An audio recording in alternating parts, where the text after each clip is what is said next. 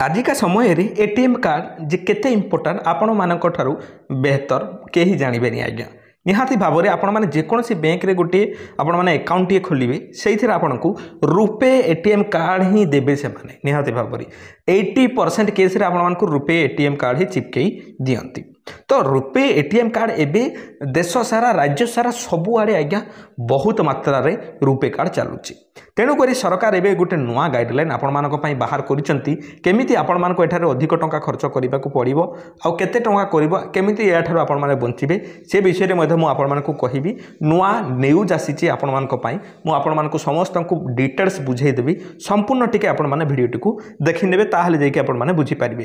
ते एठारे लेखा दिछि कोन आपण माने देखि परतबे रुपे डेबिट कार्ड एबे ऑनलाइन पेमेंट करिबा हेबो महंगा देबा को पड़िबो एते चार्ज केते चार्ज देबा आज्ञा टिके भाविले देखी आमे माने फोन पे गूगल पे पेटीएम जेते पारुचे यूज करूचे आज्ञा मन इच्छा टंका याको ताको पठे दउचे किंतु ता ऊपर जो चार्ज टी एबे लागिबा को जाउची ताहा आपण निहात जानिबा आवश्यक।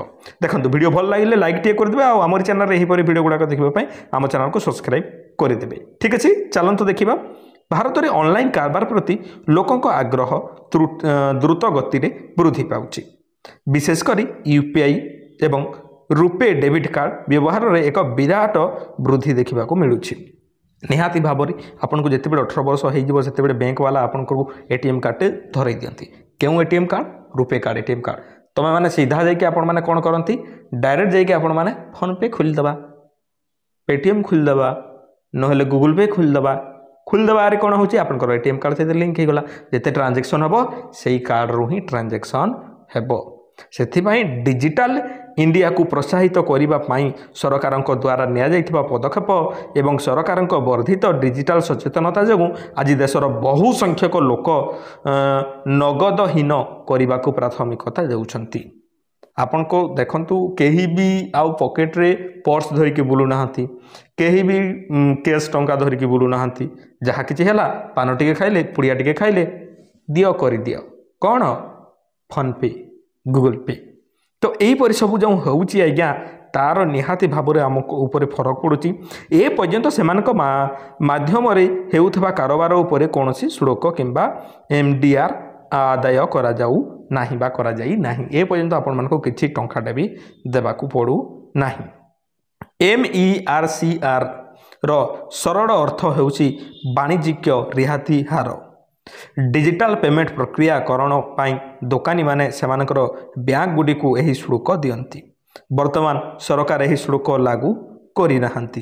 जे देखंतु आपण माने यदि ऑनलाइन ट्रांजैक्शन करूचंती तो अनेक देश गुडा करे अन्य देश गुडा करे किछि चार्ज देबा को पड़े किंतु आम देश रे ताहा निया जाऊ नाही एबे निया जाऊ नाही बोली कोन आपण मानकु नेबेनी कि नेबे केते टंका रु ऊपर को हेले नेबे चलंतु मु आपण मानकु कहूची।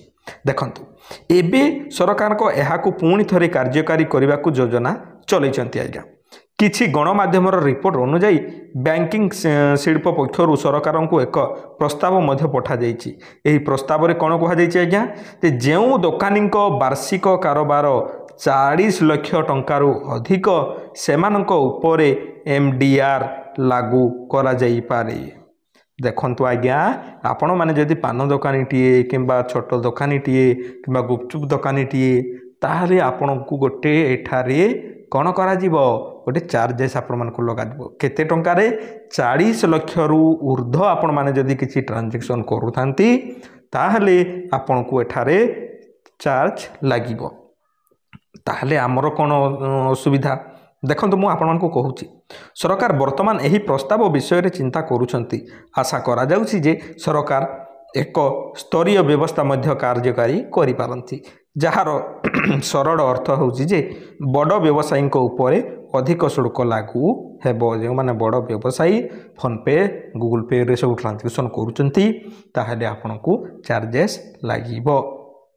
ए संपर्क रे बैंक एवं पेमेंट कंपनी गुड़िक कहती जे जेते बेले बड़ व्यवसायी माने पूर्वरु वीसा मास्टर कार्ड एवं क्रेडिट कार्ड एमडीआई प्रदान करूछंती तेबे यूपीआई एवं रुपे रे काहेकि नुहे निहाती भाव रे ଯେ ଦେଖନ୍ତୁ ଆପଣମାନେ ଯଦି ଅଧିକ କାରବାର କରିବେ ଆପଣମାନେ କେସ୍ରେ କରନ୍ତୁ, ଧୀରେ ଧୀରେ ଚେଞ୍ଜ କରନ୍ତୁ।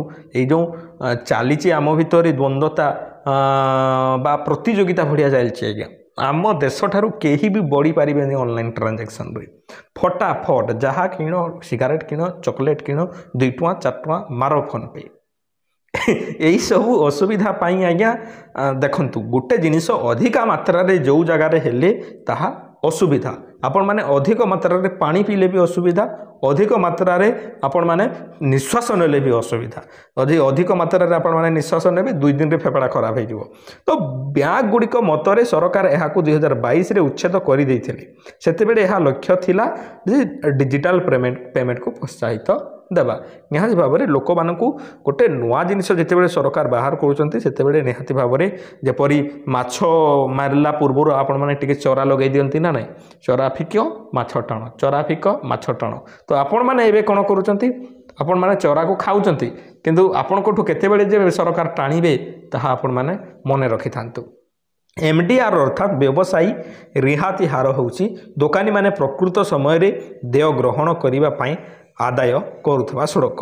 ଯେ ଆପଣମାନେ କିଛି ବି ଟଙ୍କା ଯଦି ଟ୍ରାଞ୍ଜାକ୍ସନ୍ କରୁଛନ୍ତି ତାହା ଯଦି 40 ଲକ୍ଷରୁ ଉର୍ଦ୍ଧ୍ୱ ହେଲା ଆଜ୍ଞା, ଆପଣଙ୍କଠାରୁ ସରକାର ଗୋଟେ ଚାର୍ଜ ନେବେ, ଯେଉଁଟାକି ଆମେ ଇନକମ୍ ଟ୍ୟାକ୍ସ ମଧ୍ୟ କହିପାରିବା।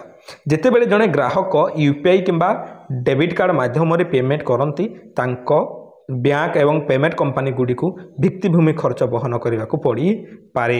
ଏହି ଖର୍ଚ୍ଚ ବହନ କରିବା ପାଇଁ ଏହି ଶୁଳକ ଆଦାୟ କରାଯାଏ। ଦେଖନ୍ତୁ ବ୍ୟାଙ୍କରେ ଯେଉଁ କର୍ମଚାରୀମାନେ କାମ କରୁଛନ୍ତି ସେମାନେ ସାଲେରୀ ନେବେ ନା ନାହିଁ। ତ ଆପଣମାନେ ଯେଉଁ ଟ୍ରାଞ୍ଜାକ୍ସନ୍ କରୁଛନ୍ତି ତାଙ୍କର କାମ ବଢ଼ୁଛି, ଟ୍ରାଞ୍ଜାକ୍ସନ୍ ବଢ଼ୁଛି, ତ ଟ୍ରାଞ୍ଜାକ୍ସନ୍ ଯେହେତୁ ବଢ଼ିଲା ତ ସେଥିରୁ କିଛି ଯଦି ଚାର୍ଜେସ୍ ନ ନେବେ ତାହେଲେ ସେମାନେ କେମିତି ତାଙ୍କର ଦରମା କେମିତି ନେବେ, ସରକାର ଦରମା କେମିତି ଦେବେ।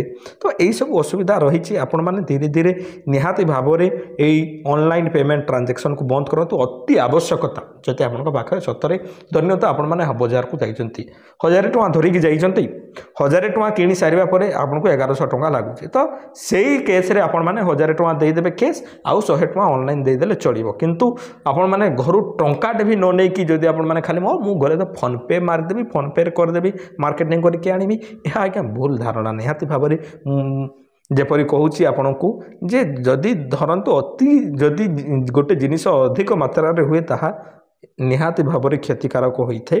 ଠିକ୍ ସେଇଭଳିଆ ଏବେ UPIର କଣ୍ଡିସନ୍ ହେବାକୁ ଯାଉଛି।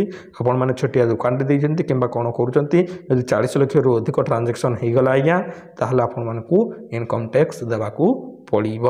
ତ ନିହାତି ଭାବରେ ଆପଣମାନେ ଟିକେ ସଜାଗ ରୁହନ୍ତୁ। ଆଇ ହୋପ୍ ଆପଣମାନଙ୍କୁ ସମସ୍ତଙ୍କୁ ବୁଝା ପଡ଼ୁଥିବ।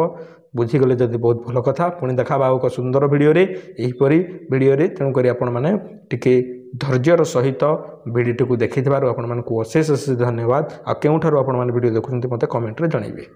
ପୁଣି ଦେଖାବା ଆଉ ଏକ ସୁନ୍ଦର ଭିଡ଼ିଓରେ। ସେହି ପର୍ଯ୍ୟନ୍ତ ଆପଣମାନେ ଭିଡ଼ିଓଟିକୁ ଲାଇକ୍ କରିଦେବା ସହିତ ଆମ ଚ୍ୟାନେଲକୁ ସବସ୍କ୍ରାଇବ୍ କରିଦିଅନ୍ତୁ।